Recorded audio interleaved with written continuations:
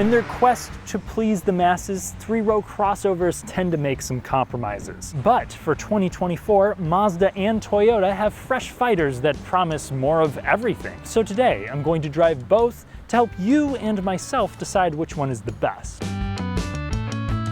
Each of these are aimed to be more practical, though packing the premium touch was definitely a higher priority to Mazda. Like a landlord painting, they covered everything. In each regard, it deserves to be compared to luxury SUVs as much as it deserves to be compared to Toyotas. The Grand Highlander, on the other hand, has a little higher starting price, but you're paying for the practicality along with a couple other things. Now, both of the models next to me carry a starting price of $47,000. This is about as apples to apples as it's gonna get. Both of these are going to come with standard projector LED headlights, proximity entry, along with a power rear gate and the availability of a hands-free function. I also like that each offer giant wheels or some chunky tires if you live in an area with rated R potholes. Dimensionally, these are similar, but when it comes to the style, they couldn't be any more different. The Grand Highlander is boxy and honest. You know the purpose of this thing from the moment you look at it. I think the CX-90, on the other hand, looks far more elegant. I do like the wide stance, though certain angles are kind of awkward, especially around back. But overall, there's more emotion to it, so let me know which one you guys would rather be seen in. And briefly, I'd like to thank Royal South Mazda and Royal South Toyota in Bloomington, Indiana for letting me test drive the Grand Highlander and CX-90 for today's video. The staff are friendly and Royal is dedicated to the community. If you're in the market, check them out. The cabin of the CX-90 is the benchmark for reasonably priced luxury. You have a solid sense of build quality. The materials not only feel pretty good in most areas, they look good. There's a great attention to detail when it comes to these accents. I have very plush elbow rests. My knees also get a soft treatment. And there's no glossy materials to get nasty super quick. It's also pretty good when it comes to ergonomics. The 10.3-inch screen up top is nothing to get excited over, but it's super easy to use in motion due to the primary dial control down here with satisfying clicks and whatnot. It responds quickly. It is oversimplified. Some things take a few extra steps, but once I got used to it,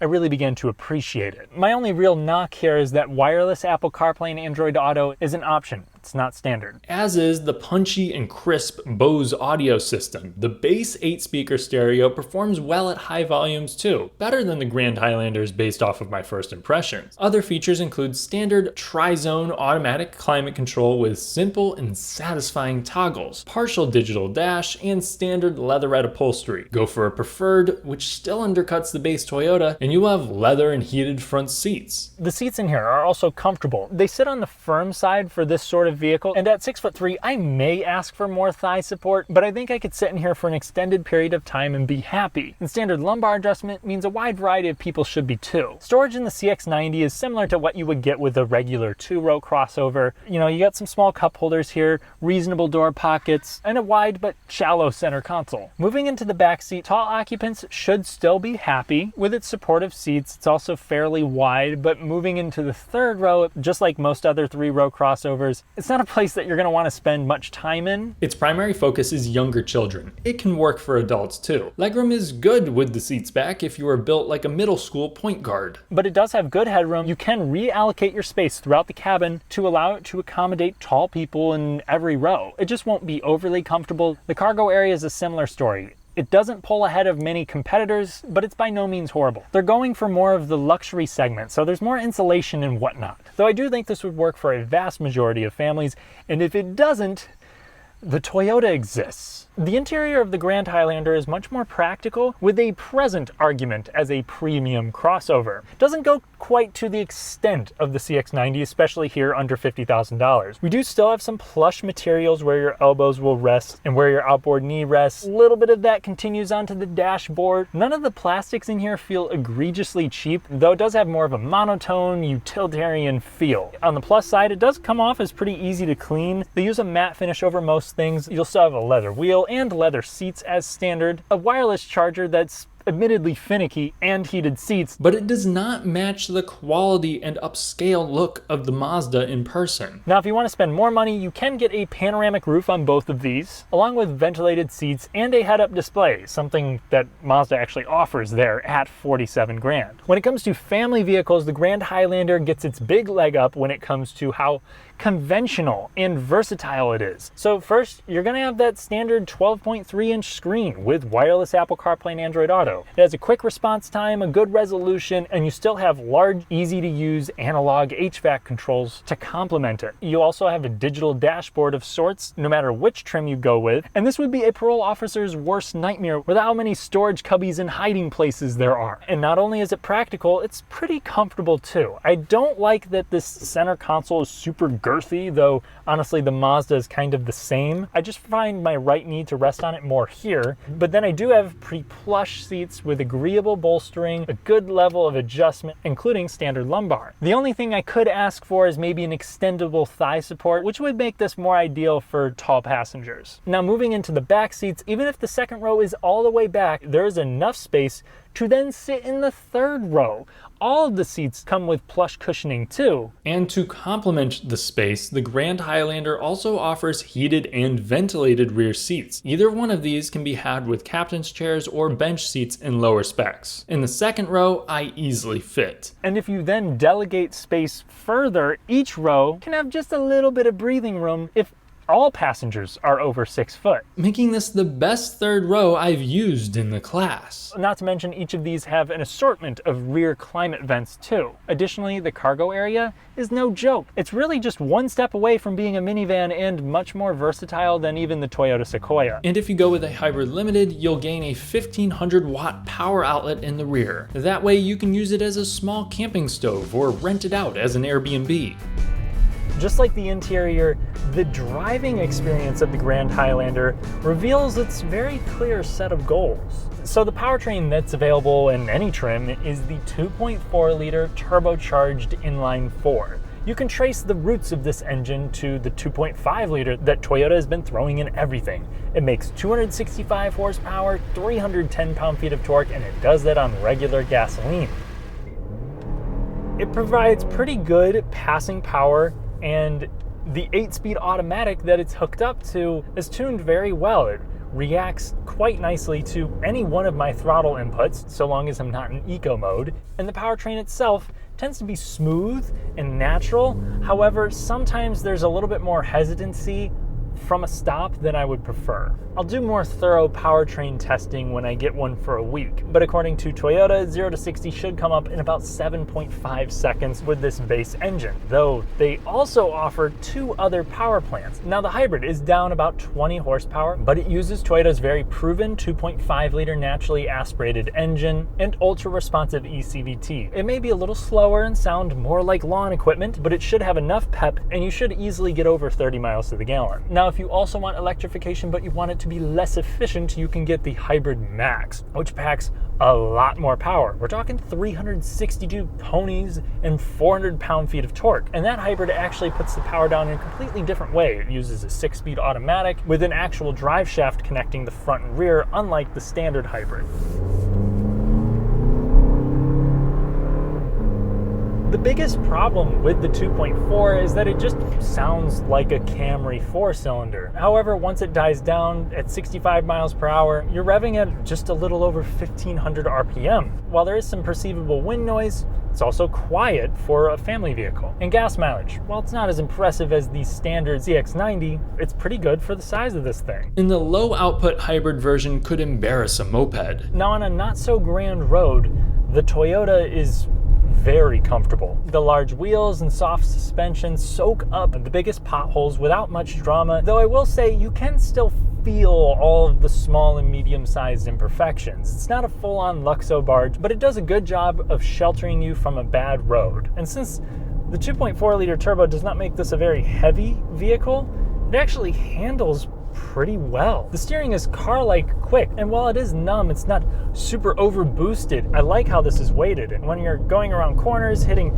bumps in the middle, this thing is glued. Even if I try prodding at it, there is some body roll there, but it's far from nauseating. Now, if you get the Hybrid Max Platinum, maybe that'll add some more weight and make this feel more boatish, but as it sits, I think this rides exactly the way that people who are buying this type of vehicle would want. It also, just like the Mazda CX-90, tows a maximum of 5,000 pounds. The standard engine will actually have Toyota's normal all-wheel drive system. Primarily front-wheel drive, but 50% of the torque can be sent to the rear, with with trail modes to use brake vectoring to help distribute torque side to side, something the Mazda also has. Go with the hybrid and it actually just uses a separate rear motor to get you rear torque when you need it. That's not something that's designed for off-road use, but you can get the Hybrid Max, which actually uses a completely different type of hybrid and is able to send 80% of torque to the rear wheels according to Toyota. The main limitations for each of these are suspension articulation, ground clearance, and overhangs. The CX-90 is rear biased from the ground up with a longitudinally mounted engine and standard all-wheel drive. So it can transmit plenty of torque to the front or the rear. Again, very much limited by its ground clearance, but Mazda did that for confidence in all weather conditions, but also for better balance and driving dynamics. And before I drive the Mazda, I'd like to talk about the view out of this thing.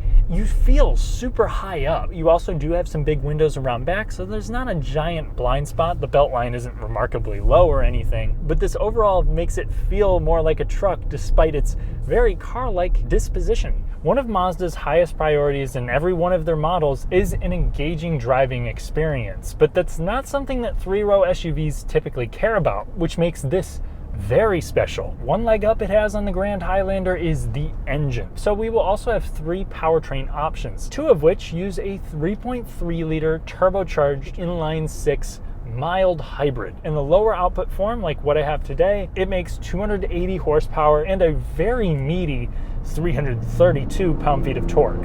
While it doesn't feel earth-shatteringly quick, it does pull quite nicely when it's spooled up. And when it is at a low RPM, it uses a torquey electric motor to help boost power. The Toyota has similar grunt, but the CX-90 feels less stressed out, and the audio adds to the relaxed sensation. It does have that distinct inline-6 sound. Your mid-range passing power is excellent, and the 8-speed transmission here also has a quick reaction time, though it is mechanically interesting. It uses a wet clutch instead of a torque converter, and despite that, once you're moving, I would actually say this executes its shifts in a more seamless manner than the Toyota, though it has a bit of a mixed personality because at low speeds, there can be an occasional hesitancy or jerkiness that is probably the least refined part of the CX-90. Regardless, its aggressive ratios do help you get to 60 in under 7 seconds, even here with the base power plant. They do also offer a plug-in hybrid variant that uses a naturally aspirated 2.5 liter. It makes over 300 horsepower, though it also weighs considerably more and comes with a kind of embarrassing full EV range, but for some people it'll be helpful. And then sitting on top of everything is a high output version of this engine that, when on premium, can make 340 ponies. Up at highway speeds, there may be a little bit less road noise with the CX-90. At 65 miles per hour, it revs around 1700 RPM. Wind noise is surprisingly subdued for this large of a vehicle, though some tire noise is present. Overall, when you combine that with the great steering, I think this is a bit more extravagant than the Grand Highlander. Now, on the same tattered road, the CX-90 is still a comfortable car, though it transmits more of the road into your spine. When I hit the same large potholes that I did in the Toyota here, it more clearly expresses the impact into the cabin. Over more mild segments of the road, you still feel what's on the surface, but it's just as smooth as the Toyota. And it's not harsh or abusive in the slightest, but I definitely appreciate the Toyota's softer nature on roads like this. Where the Mazda reverses the narrative is on a twisty road. This is great. I mean, it's extremely controlled. And while the steering doesn't necessarily feel any quicker, in fact, it may be slower than what's in the Grand Highlander, it feels more connected and natural. There's a little bit of steering feel, but when you combine how the weight builds up as you go through corners and how precise the steering rack is, this thing feels substantial, even more so than the Grand Highlander, while also coming across as more competent. There's less body motion and it just rotates a little bit nicer. Mazda would say that's because of, again, that rear-biased all-wheel drive system, but I think it also has to do with that excellently calibrated steering. The steering weight falls on the heavy side, making the Grand Highlander a little easier to navigate around a parking lot. Seeing out of the CX-90 is easy, but Mazda does place less of an emphasis on active driving aids. Only specific CX-90s can get actual lane centering. Most of them, like what I have here, will only have a lane departure prevention system, though blind spot monitoring on both of these is standard equipment. As is adaptive cruise and autonomous braking. Now, one reason why I love Mazda and Toyota is because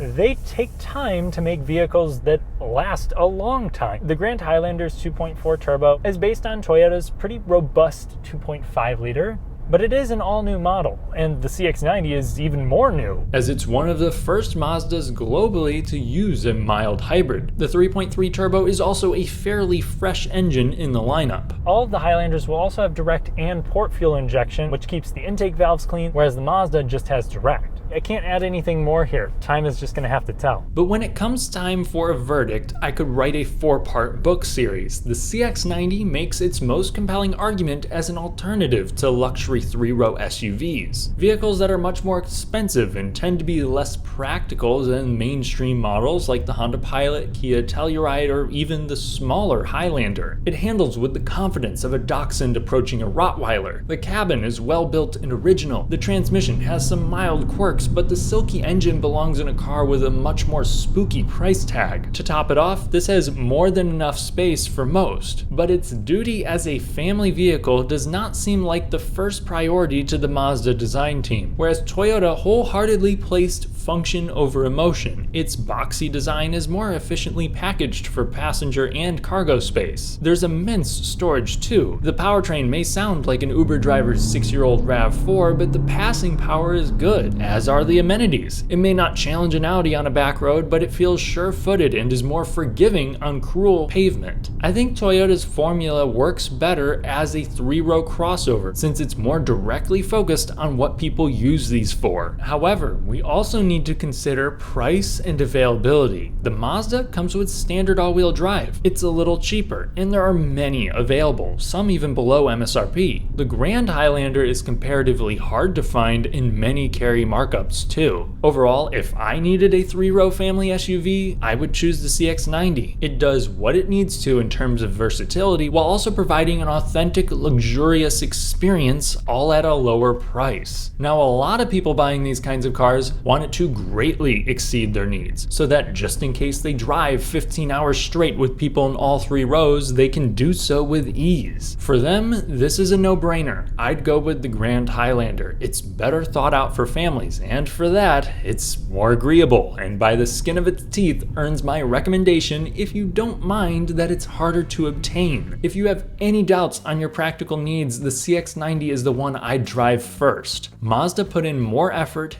and it shows. Thanks for watching. If you enjoyed the video, then please leave a like to help me clobber the YouTube algorithm. Subscribe and hit the bell for more fun, detailed car content without fluff. Check out my Patreon for an additional podcast, and I'll catch you in the next one.